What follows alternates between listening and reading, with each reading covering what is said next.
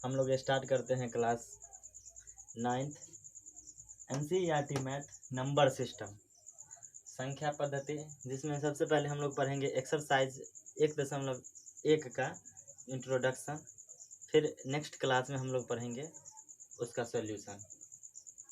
Start करते हैं हम लोग नंबर सिस्टम में। सबसे पहले हम लोग स्टार्ट करते हैं रियल नंबर से। आखिर रियल नंबर होता क्या है?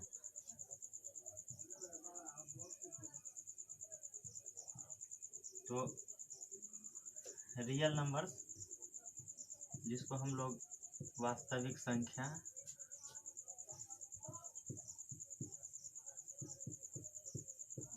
भी बोलते हैं, ठीक है। रियल नंबर दो टाइप का होता है, एक दशमलव वाला और एक बिना दशमलव वाला, ठीक है।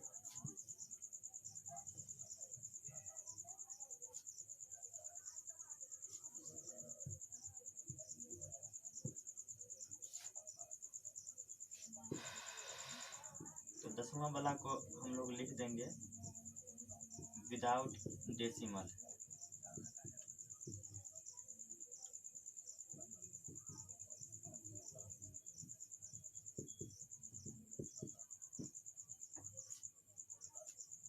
ओह सॉरी, इसको हम लोग लिखेंगे विद डेसिमल और इसको लिखेंगे हम लोग विदाउट डेसिमल, बिना दशमलव वाला।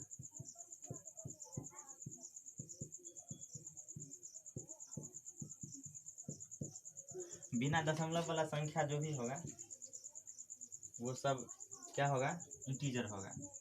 -3 डॉट डॉट डॉट -3 -2 -1 0 फिर 1 2 3 डॉट डॉट डॉट, ठीक है।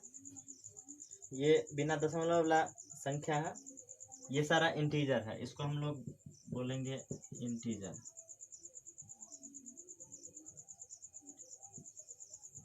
इसको हम लोग हिंदी में बोलेंगे पूर्णांक। ये -इन्फिनिटी तक जाएगा और इधर +इन्फिनिटी तक जाएगा, ठीक है। ये सारा का सारा इंटीजर है और इंटीजर भी 3 टाइप का होगा, ठीक है। ये जो भी प्लस वाला नंबर है ये सब होगा पॉजिटिव इंटीजर, यानी कि धनात्मक पूर्णांक।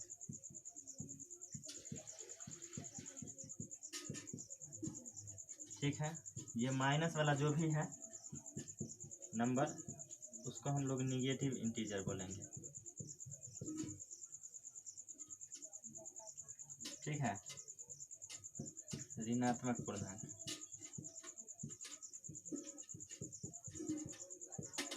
ठीक है। और ये 0 अकेले हो जाएगा, जीरो इंटीजर, जीरो इंटीजर।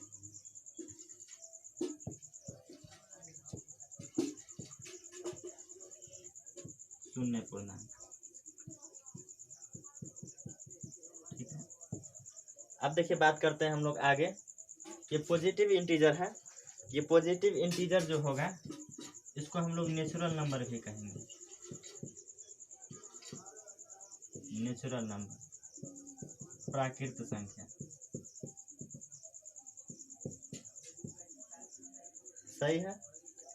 और प्राकृत संख्या में हम लोग जीरो इंटीजर को जोड़ देंगे तो वो होल नंबर हो जाएगा, ठीक है ना, पूर्ण संख्या।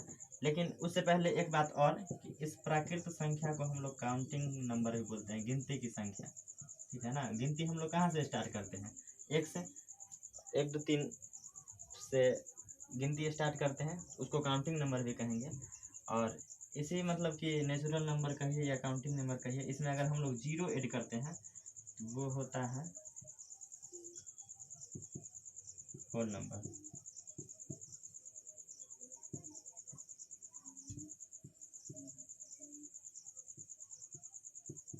यानी कि पूर्ण संख्या,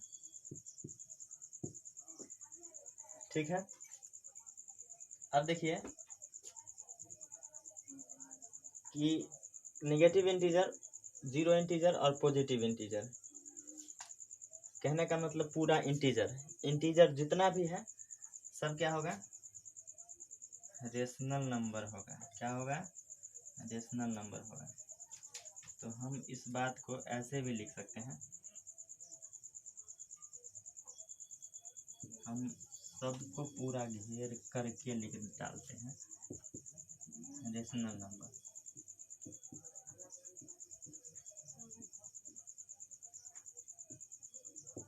यानी कि परिमेय संख्या।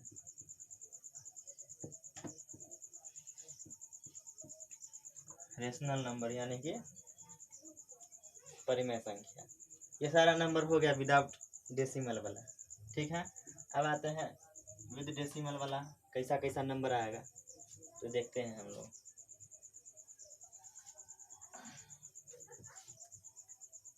एक टाइप आएगा इसमें ऐसा, दशमलव के बाद अंक समाप्त हो जाएगा, जो भी है शांत हो जाएगा। 2 3 है उसके बाद कोई अंक है ही नहीं, ये शांत हो जाएगा। ठीक है ना, टर्मिनेट हो गया। इसको हम लोग बोलेंगे टर्मिनेटिंग। ठीक है, जो कि शांत हो गया। दूसरे टाइप का नंबर होगा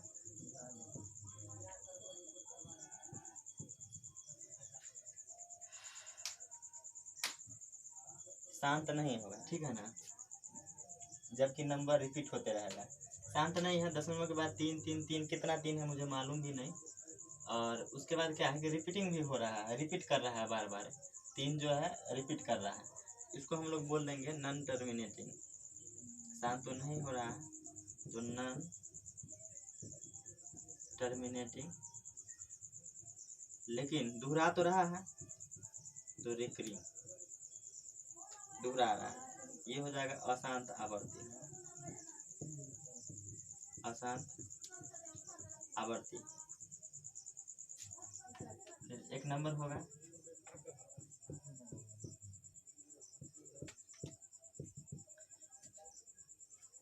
ये जो है ना ही शांत होगा ना रिपीटिंग होगा। नंबर आएगा लेकिन क्या आएगा वो पता नहीं चलेगा। ठीक है ना, कभी कुछ कभी कुछ कभी कुछ आएगा, लेकिन शांत भी नहीं होगा और रिपीट भी नहीं होगा। तो नॉन टर्मिनेटिंग,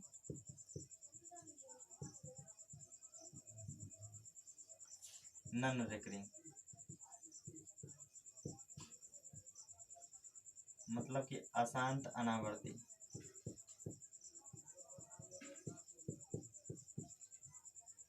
और इसी को हम लोग जितना भी ऐसी संख्या होगी अशांत अनावर्ती, उसको हम लोग अपरिमेय संख्या कहते हैं। ठीक है ना, इरेशनल नंबर।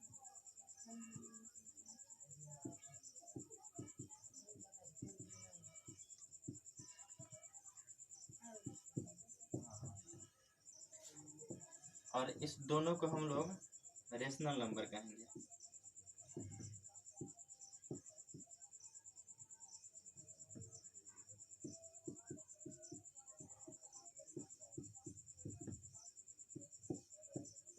क्लियर है? चलिए, कोई दिक्कत हो तो आप लोग कमेंट करके बताइएगा यहाँ से। ठीक है, वीडियो को पॉज करिए और नोट कर लीजिए। चलिए, हम लोग परिमेय संख्या के बारे में थोड़ा सा बढ़िया से पढ़ते हैं कि परिमेय संख्या होता क्या है। लिख लेते हैं पहले भाषा। ऐसी संख्या जिसे P/Q के रूप में लिखा जा सके,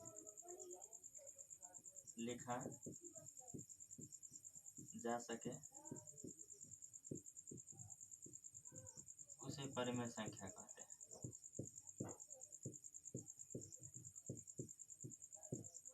ऐसी संख्या जिसे P/Q के रूप में लिखा जा सके उसे परिमेय संख्या कहते हैं, जहाँ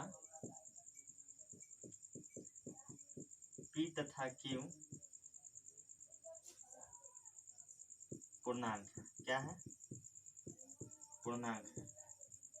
और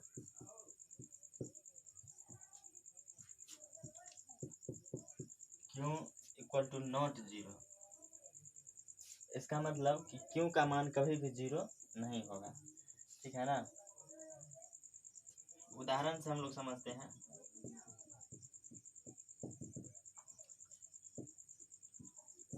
4/5 पी बटा क्यू के रूप में है और क्यू का मान 0 भी नहीं है, तो ये परिमेय संख्या है। -7/2 पी बटा क्यू के रूप में है और क्यू का मान 0 भी नहीं है, तो ये भी परिमेय संख्या है। 5 भी परिमेय संख्या है। कैसे है कि 5 जो है इसके हर में नहीं कुछ है, इसका मतलब क्या है, 1 है, और 1 है तो पी बटा क्यू के रूप में आ गया, तो ये जो है परिमेय संख्या है। और किसी भी नंबर के नीचे यानी कि हर में कुछ ना हो, उसका मतलब क्या होता है कि 1 होता है, ठीक है ना। इसलिए 5 जो है वो परिमेय संख्या है। -4 भी परिमेय संख्या है, नहीं कुछ है, इसका मतलब 1 है, ठीक है। तो -4 भी क्या है, परिमेय संख्या है। √16 भी ये परिमेय संख्या है। इसलिए इसका जब हम लोग वर्गमूल निकालेंगे तो 4 होगा, ठीक है ना। तो ये भी एक परिमेय संख्या है। 0 भी एक क्या है, परिमेय संख्या है। इसके बट्टे में नहीं कुछ है, 1 है। हाँ, थोड़ा सा इसके बारे में क्लियर करते हैं कि इसका वर्गमूल 4 होगा, तो 4 भी तो परिमेय संख्या है, क्योंकि इसके नीचे क्या है, 1 है, ठीक है ना। इस तरीके से बहुत सारा होगा, तो हम लोग इत्यादि भी लिख देंगे। अपरिमेय संख्या के बारे में हम लोग नेक्स्ट एक्सरसाइज में पढ़ेंगे, क्योंकि वहाँ बढ़िया से पढ़ना है। तो आगे जब पढ़ाना ही है तो क्या है, यहाँ पर चर्चा करें। यहाँ पर बात करते हैं सम संख्या की, इवन नंबर।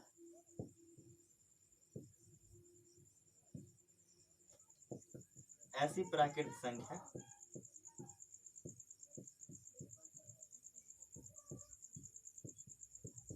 जो 2 से पूरी तरह विभाज्य हो,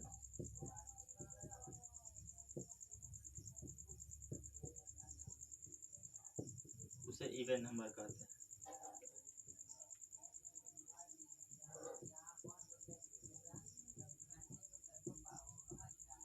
जैसे 2, 4, 6, 8 ... ठीक है। फिर आगे बात करते हैं विषम संख्या के बारे में, ऑड नंबर। ऐसी प्राकृतिक संख्या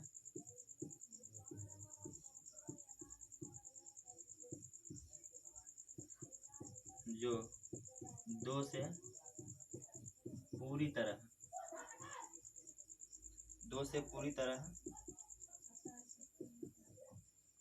विभाज्य नहीं हो, उसे ऑड नंबर कहते हैं। उसे ऑड नंबर कहते हैं। जैसे समझ पा रहे हैं कि नहीं, 3, 5, 7, 9 इत्यादि, ठीक है। हम लोग परिमेय संख्या पढ़ लिए, सम संख्या पढ़ लिए, विषम संख्या पढ़ लिए। फिर आगे पढ़ते हैं भाज्य संख्या।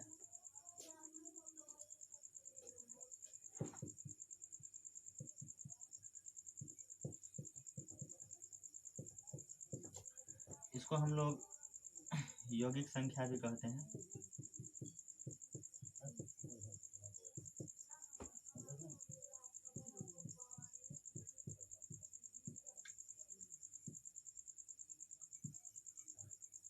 ठीक है, चलिए भाज्य संख्या के बारे में पढ़ते हैं। ऐसी संख्या, देखिए भाज्य संख्या क्या होता है। ऐसी संख्या जो 1 या स्वयं को छोड़कर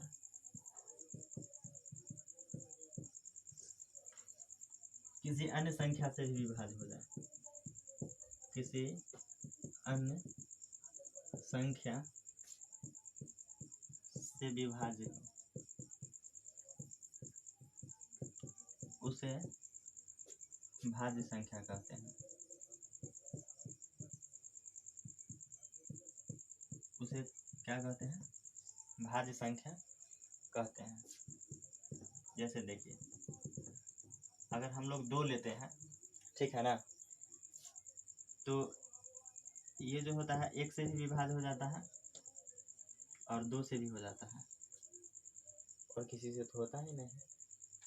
लेकिन यहाँ कह रहा है कि 1 या स्वयं को छोड़कर किसी अन्य संख्या से, तो 1 से तो हो रहा है और स्वयं से भी हो रहा है, लेकिन उसको छोड़कर अन्य संख्या से विभाज्य नहीं हो रहा है। इसका मतलब क्या कि 2 जो है भाज्य संख्या नहीं है। तो फिर हम लोग 4 पर देखते हैं, 1 से हो रहा है, 2 से हो रहा है और 4 से हो रहा है। तो स्वयं से भी हो रहा है और 1 से भी हो रहा है, लेकिन इन दोनों को छोड़कर एक अन्य संख्या से भी हो रहा है। इसका मतलब क्या कि 4 जो है भाज्य संख्या है। इसी तरीके से 6 भी है, 8 भी है। हम लोग ट्राई कर सकते हैं। देखिए 6 देखेंगे तो 1 से भी हो रहा है, 2, 3 और 6 खुद से और 1 से तो हो रहा है, उसके अलावा भी तो 2, 3 से हो रहा है। तो इसका मतलब क्या है कि 6 भाज्य संख्या है, 10 है, ठीक है, 9 है, 15 है, 12 है और इत्यादि और बहुत सारा है, ठीक है। अब हम लोग आगे बात करेंगे अभाज्य संख्या के बारे में।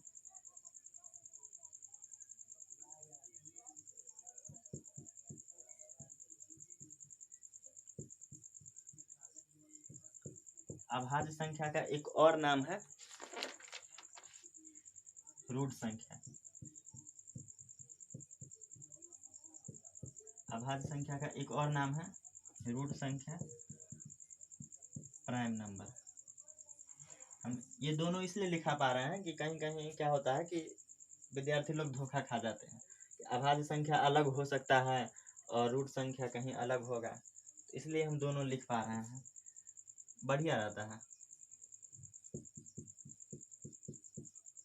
ऐसी संख्या जो 1 या स्वयं को छोड़कर किसी अन्य, इसका जस्ट अपोजिट होगा, अन्य संख्या से विभाज्य न हो, अन्य संख्या से विभाज्य न हो या नहीं हो,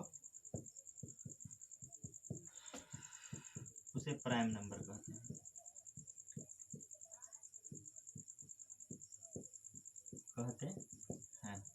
ठीक है, आइए इसका उदाहरण लेते हैं कि मतलब अभाज्य संख्या वही होगा जो या तो 1 से विभाज्य होगा या खुद से होगा, इसके अलावा किसी और से नहीं होगा। जैसे कि हम उस समय लिए थे 2, ठीक है, तो ये 2 होगा, फिर 3 होगा, फिर 7 होगा, 11 होगा, 13 होगा और इत्यादि होगा। हम 1, 2 को चेक कर रहे हैं, 7 को चेक कर रहे हैं, तो ये 1 से हो पा रहा है और खुद 7 से, और किसी और अन्य संख्या से विभाजित तो हो ही नहीं रहा है, इसलिए 7 जो है अभाज्य संख्या है। 11 भी क्या है, सिर्फ 1 से होगा और 11 से होगा और किसी से नहीं होगा।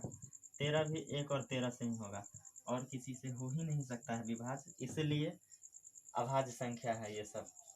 फिर हम लोग पढ़ते हैं सह अभाज्य संख्या। सह अभाज्य संख्या को प्राइम नंबर,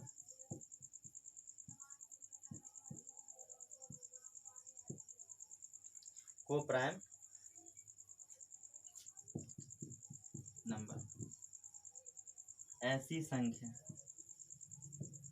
कैसी संख्या, ऐसी संख्या जिसका मौसा, जिसका HCF 1 के बराबर हो, 1 के बराबर हो या 1 हो, ठीक है ना, उसे को प्राइम नंबर कहते हैं।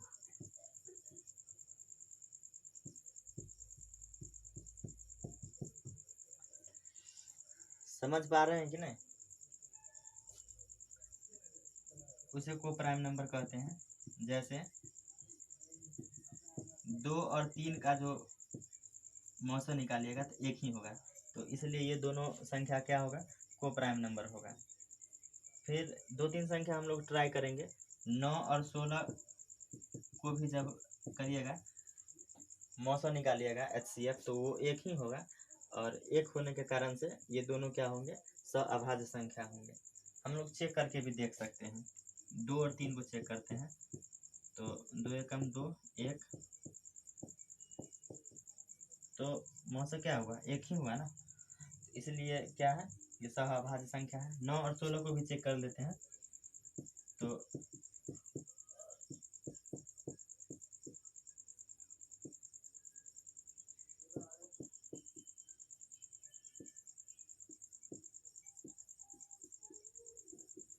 एक ही हुआ, इसलिए ये क्या है। और आप भी मतलब कि कोई संख्या ले करके आप लोग चेक कर सकते हैं, ठीक है ना। इसके अलावा भी और होते हैं, जैसे कि एक याद आया कि 5 और 9, ठीक है, ये भी मतलब कि सअभाज्य संख्या है।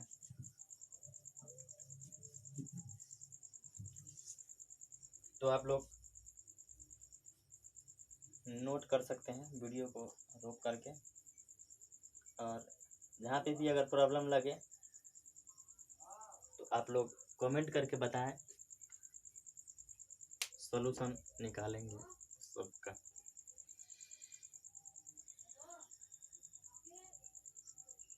आइए हम लोग को आगे पढ़ना है कि परिमेय संख्याओं का संख्या रेखा पर निरूपण कैसे किया जाता है, कैसे दर्शाया जाता है। क्वेश्चन के माध्यम से समझेंगे हम लोग। क्वेश्चन है कि 2/3 को संख्या रेखा पर दर्शाएं या दिखाएं। संख्या रेखा हम लोग पहले खींचेंगे। क्या होता है संख्या रेखा, खींच लिए। इधर प्लस इन्फिनिटी होगा, इधर माइनस इन्फिनिटी होगा। कहीं पर भी हम लोग 0 ले लेंगे, 1 यूनिट मान करके 1 लेते हैं, फिर 2 लेते हैं, और दोनों के बीच जो है सेम डिस्टेंस होना चाहिए, ठीक है ना। 0 और 1 के बीच जितना डिस्टेंस है उतना ही 1 और 2 के बीच डिस्टेंस होना चाहिए, क्योंकि मेरा छोटा बड़ा हो सकता है, हम तो माफ करके तो दे नहीं रहे हैं, लेकिन आप लोग इस बात पर ख्याल रखेंगे, ठीक है ना। ये -1 है, -2 है, हम समझा पा रहे हैं, तो हमको दिखाना है, ठीक है ना। किसको, 2/3 को इसी संख्या रेखा पर हमको दिखाना है। तो दिखाने से पहले करेंगे क्या, 2/3 को तो हमको दिखाई दे ही नहीं रहा है कि किधर है 2/3, तो किस तरीके से दिखाएं। सबसे पहले करेंगे क्या, 2/3 जो है इसको हम लोग डेसिमल में ले आते हैं, ठीक है ना। ये फ्रैक्शन जो है इसको हम लोग डेसिमल में ले आते हैं, भाग करके 2 से भाग करेंगे, सॉरी 2 में भाग करेंगे 3 से, 0.3618, 2 20 3 18। ये आसांत है, ठीक है ना, आसांत है, तो हमको उससे कोई मतलब नहीं है, हमको ले लेना है। पॉइंट के बाद हमको एक ही अंक लेना है, ठीक है ना। एक अंक ले लिए, पॉइंट के बाद 6 ले लिए, उसके बाद तो 6 आते रहेगा, उसको नहीं देखना है। तो अब देखिए ये जो है 0.6 जो है ये 0 और 1 के बीच में ही आएगा, आएगा ना। हाँ, 0 और 1 के बीच में ही आएगा, क्योंकि 1 से छोटा है और 0 से बड़ा है। जब आप इसको ग्राफ पर बनाइएगा ना तो पूरा दिया हुआ रहता है कि 0 और 1 के बीच में जो होगा ना 10 खाना होगा, 10 पैटर्न होगा उसमें, तो एकदम ठीक बीचों बीच 5 होगा, और उसके एक अगला पॉइंट क्या होगा, 6 होगा, और इसी पर हम लोग को खींच देना है 2/3, बस हो गया। ये रफ कार्य के लिए था, इसको मिटा देते हैं, बस दर्शा दिए। इतना आसान था हम लोग को दर्शाना। किसी भी परिमेय संख्या को हम लोग जब नंबर लाइन पर दर्शाएंगे तो इसी तरीके से दर्शाएंगे। और कोई नंबर ले सकते हैं, जैसे कि 7/4 है, क्वेश्चन लेते हैं कि 7/4 को संख्या रेखा पर दर्शाएं, तो उसको दर्शाने के लिए हम क्या कर लिए, नंबर लाइन खींच लिए, ठीक है, 0 ले लिए, 1 2 3, -1 -2 -3। अच्छा, ये मेरा डिस्टेंस छोटा बड़ा हो सकता है, इस बात पर मतलब कि ख्याल रखिएगा, लेकिन आपका नहीं होना चाहिए। ठीक है, इसको हम लोग डेसिमल में ले आते हैं।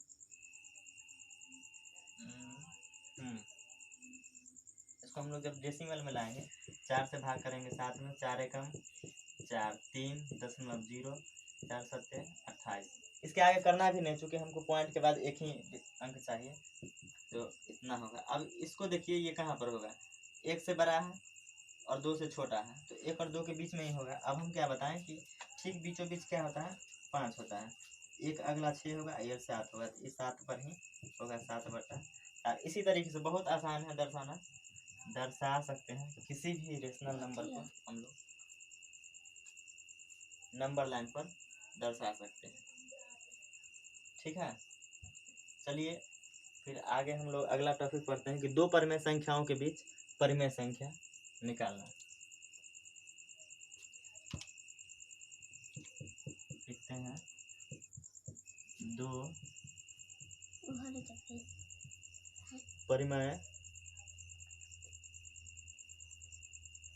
परिमेय संख्याओं के बीच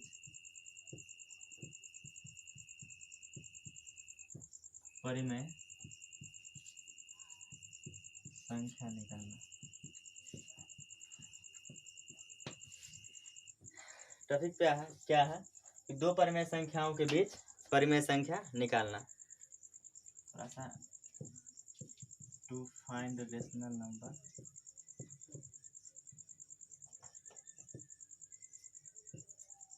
between two rational number, between two rational number. ठीक है, दो परिमेय संख्याओं के बीच परिमेय संख्या निकालना। अब क्वेश्चन से हम लोग समझते हैं। अब इसके भी तरीके 2-3 तरीके होते हैं निकालने का, ठीक है ना, लेकिन हम लोग क्या है, पहला तरीका समझेंगे मेथड फर्स्ट से। ठीक है, 1 और 2 के बीच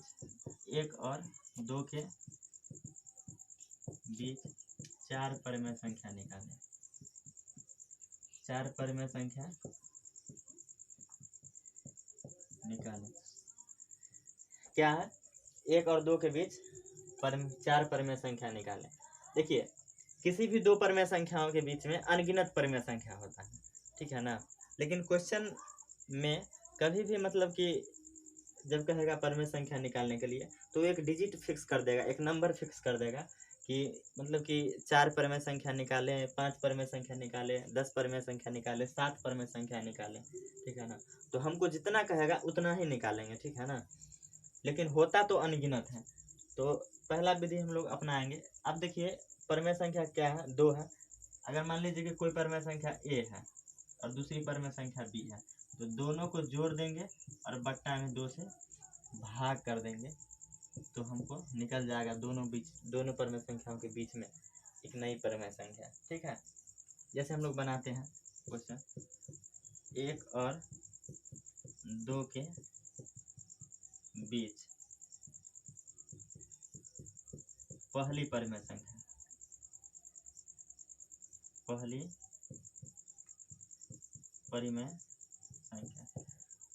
1 और 2 के बीच निकालना है। 1 और 2 को जोड़ देंगे और 2 से भाग कर देंगे, कितना होगा, 3/2 होगा। तो मान लेते हैं एक रेखा है, यहाँ पर 1 है और यहाँ पर 2 है, यहाँ पर क्या हो गया, 3/2 निकल गया। ठीक है, बीच में निकल गया। अब हम लोग क्या करेंगे कि इन दोनों के बीच में परिमेय संख्या निकाल देंगे, तो दूसरी परिमेय संख्या हो जाएगा। तो दूसरी परिमेय संख्या 1 प्लस 3/2। हाँ, इसमें सॉल्व थोड़ा ठीक से करिएगा। 2 एकम 2 और जोड़ 3, 5/2 5/4 हो गया। ठीक है। फिर तीसरी परिमेय संख्या,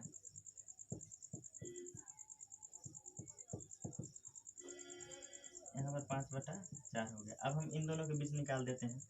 3/2 जोड़ 2 अब बट्टा में 2, तो 3 + 4 अब बट्टा 2 अब बट्टा 2, तो 7/4 3 7/4 हो जाएगा।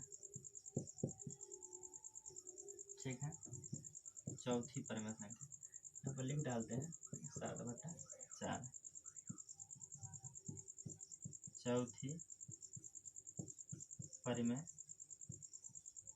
संख्या। किसी दो को लेकर हम निकाल लेते हैं, 1 और 5/4 को लेकर निकाल लेते हैं। 1 5/4 अब बट्टा 2, 9/8 हो जाएगा। इस तरीके से आपका 4 निकल गया। आप और भी निकाल सकते हैं, ठीक है ना। लेकिन अगर कहेगा कि 20 परिमेय संख्या निकालें, सोचिए इतना निकालने में इतना वक्त लग गया, तो 20 निकालने में कितना वक्त लग जाएगा। बोर्ड भी पर जगह भी नहीं रहेगा। तो उसके लिए मेथड अलग है, दूसरा विधि है, बनाएंगे। अगर कोई दिक्कत हुआ हो तो बताइएगा कमेंट करके। वीडियो को पॉज करेंगे और छाप देंगे कॉपी पर। अब चलिए दूसरी विधि क्या होता है तो देखते हैं। दूसरी विधि कब अप्लाई होगा? दूसरी विधि तब अप्लाई होगा जब हर बराबर हो या समान, ठीक है ना। क्या हो? जब दो परिमेय संख्याओं के बीच में जब हम लोग निकालेंगे, जैसे देख लीजिए 4/13 और 12/13, तो इन दोनों के बीच में जब हम लोग निकालेंगे परिमेय संख्या, तो ये दोनों का हर समान है, तो इस विधि से निकल जाएगा। वो भी सब क्वेश्चन में नहीं निकलेगा, लेकिन फिर भी कहीं कहीं थोड़ा बहुत काम तो आएगा, ठीक है ना। तो एक क्वेश्चन हम लोग लिखते हैं कि 3/5 और 3/5 और 4/5 के बीच, 4/5 के बीच 5 परिमेय संख्या लिखें। 5 परिमेय संख्या लिखें। अब देखिए दोनों का हर समान है, तो हर जब समान होगा तो हम लिख डालते हैं 3/5 है और एक क्या है 4/5 है। तो दोनों में हर समान है ना, तो हर कितना है 5 है। तो अगर हर को n मानते हैं, तो n बराबर अगर 5 है, तो n + 1 बराबर कितना होगा 6 होगा। तो 6 से हम अंश में भी गुना करेंगे और हर में भी गुना करेंगे, और इधर भी अंश में भी गुना करेंगे और हर में भी गुना करेंगे। और उसके बाद गुना करने के बाद 6 × 18 / 6 × 5 = 30, 6 × 24 / 6 × 30। देखिए गुना करने से कोई फर्क नहीं पड़ा, लेकिन मेरा काम आसान हो गया, ठीक है ना। अगर इसको काट देंगे तो फिर उतना ही हो जाएगा, 3/5 ही हो जाएगा, तो काम आसान हो गया। अब 18/30 हुआ और 24/30 हुआ, इनके बीच में देखिए कितना मतलब कि परिमेय संख्या है। 19/30 है, 20/30, 21/30 होगा, 22/30, 23/30। कितना आसान हो गया हम लोग का काम। तो लिख सकते हैं लास्ट में, अतः 3/5 और 4/5 के बीच निम्नलिखित परिमेय संख्या है। या लिख देंगे 3/5 और 4/5 के बीच, के बीच 5 परिमेय संख्याएं, 5 परिमेय संख्याएं निम्नलिखित है।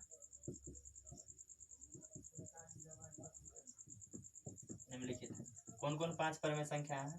19/30 है, 20/30, 21/30, 22/30 और 23/30। निकल गया, यही था। तीसरा विधि भी बहुत आसान है, इसको भी हम लोग थोड़ा देख ही लेते हैं कितना आसान है। अच्छा बताइए, समझने में कोई प्रॉब्लम? दूसरी विधि नहीं प्रॉब्लम। जब नहीं प्रॉब्लम है तो ठीक है। देखिए तीसरी विधि कब काम करेगा? जब R और S दो परमेय संख्या है। परमेय संख्या एक को R मान लिए, एक को S मान लिए। तो जब R और S क्या है? दो परमेय संख्या है, जहां S बड़ा होगा R से। S क्या होगा? बड़ा होगा R से। तो हम लोग निकालेंगे D बराबर S माइनस R बट्टे N प्लस 1। ठीक है, S माइनस R बट्टे N प्लस 1।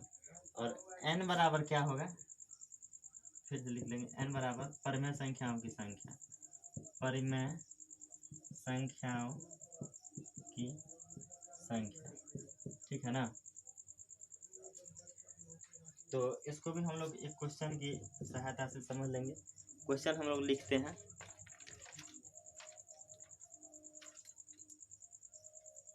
क्वेश्चन लेते हैं हम लोग कि -5/13 और 6/13। -5/13। तो हम लोग क्वेश्चन लिख रहे थे कि -5/13 और 6/13 के बीच 6/13 के बीच 10 परमेय संख्या लिखें। 10 परमेय संख्या लिखें। ठीक है, -5/13 और 6/13 के बीच 10 परमेय संख्या लिखें। तो यहाँ पर देखिए, एक को R और एक को S मान लेंगे। तो ये R है और ये S है। तो बताइए S बड़ा है कि नहीं? अगर S बड़ा है हम लोग D क्या निकालेंगे? तो देखिए इधर हम लोग निकालते हैं D बराबर क्या होगा? S माइनस R बट्टा N plus 1। S minus R, देखिए S क्या है? 6/13 माइनस 5/13। इधर देखिए, और N का मान वही होगा परमेय संख्याओं की संख्या। कितना परमेय संख्या निकालना है? तो 10 और N प्लस 1 मतलब 11। 6/13 प्लस 5/13 बटा 11। ठीक है, तो 11/13 बटा 11। तो 1 कितना हुआ? 13 हुआ। कितना हुआ? 1/13। और इस कंडीशन में परमेय संख्या इस रूप का होगा, R plus D, R plus 2D, R plus 3D, और इसी रूप का होगा। ठीक है ना? तो हम लोग R प्लस D निकालेंगे। R प्लस D जब निकालेंगे तो R का वैल्यू कहाँ है? सॉरी, R का वैल्यू -5/13 जो 1/13, ये 4/13 होगा। R प्लस 2D जो होगा -5/13 और जोड़ 2/13। समझ पा रहे हैं कि नहीं? देखिए इस तरीके से 2 गुने 1/13, 2/13 होगा ना।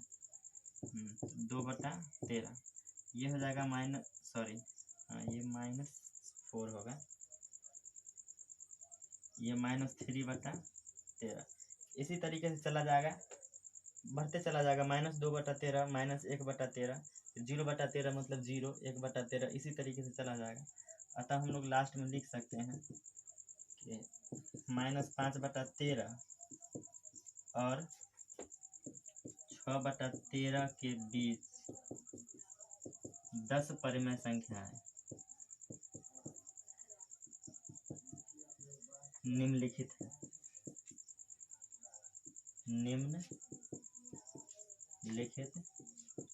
है। ठीक है, लिखते हैं हम लोग।